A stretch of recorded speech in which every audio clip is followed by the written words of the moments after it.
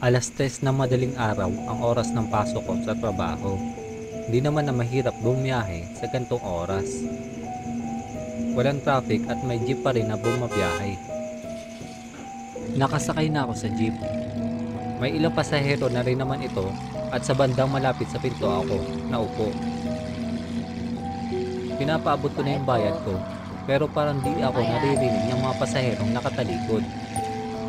Tinawag ako ng driver at pinalipat ng upo sa tabi niya. Nagtataka man ay pumayag na lang ako dahil wala namang nakaupo sa harap katabi ng driver. Nung nasa tabi na ako ng driver ay nagimbal ako sa mga sinabi niya. Di daw tao ang mga kasama namin. Tinignan ko sa side mirror ang ibang pasahero. Mapuputla ang mga balat at kulay puti ang mga mata.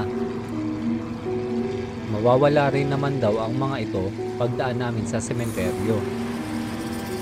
Nagtatayuan na ang mga balahibo ko sa takot. Gusto ko na sanang bumaba kaso napakadilim pa ng mga lugar. Nakakatakot mag-isa sa daan kaya okay na rin to. At least may kasama akong tao, si Kuya Driver. Di ba kako siya natatakot? Tanong ko sa driver. Bakit ako matatakot? Ako ang sundo nila.